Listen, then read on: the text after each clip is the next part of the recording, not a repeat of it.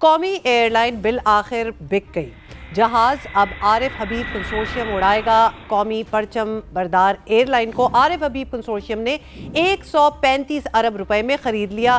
لکی consortium 134 ارب روپے کی بولی لگا کر دوسرے نمبر پر رہا اور حتمی بولی کا فیصلہ اوپن بڈنگ کے ذریعے ہوا۔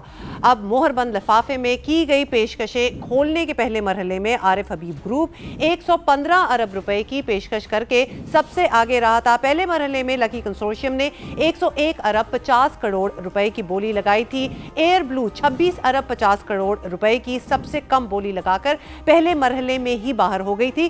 حکومت نے پی آئی اے کی فروغ کے لیے کم سے کم قیمت 100 ارب روپے مقرر کی تھی۔ نجکاری کی تقریب براہ راست ٹی وی پر نشر کی گئی تھی which was quite cool actually to watch the entire process۔ پی آئی اے کی نجکاری کی یہ دوسری کوشش تھی۔ آپ کو یاد دلا دیں کہ پچھلے سال پہلی کوشش اس وقت ناکام ہوئی جب پی آئی اے کے لیے صرف ایک کمپنی نے صرف 10 ارب روپے کی بولی لگائی تھی۔ اور اب اس پر بات کر لیتے ہیں کہ حکومت اس نجکاری سے حکومت کو کیا ملے گا۔ تو حکومت 75% شیئرز کے لیے دی جانے والی رقم میں سے صرف 7.5% رقم لے گی، جبکہ باقی رقم جو ہے وہ پی آئی اے میں ہی شامل کر دی جائے گی، واپس انویسٹ کر دی جائے گی، یعنی کہ کامیاب بولی جس نے لگائی ہے، جو بڈر ہے، اس رقم کو ادارے کے لیے ہی استعمال کرنے کا پابند ہوگا۔ لیکن اس فروغ سے حکومت کو ہر سال اربوں روپے کے نقصان سے ایٹ لیسٹ چھٹکارا تو مل جائے گا۔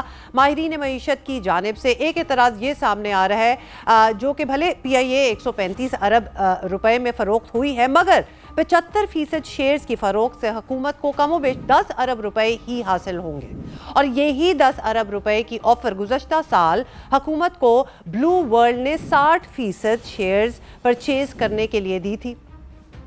بہرحال یہ نجکاری معیشت کے لیے مفید ثابت ہوتی ہے یا نہیں، یہ آنے والا وقت ہی بتائے گا۔ سو wishing them best of luck۔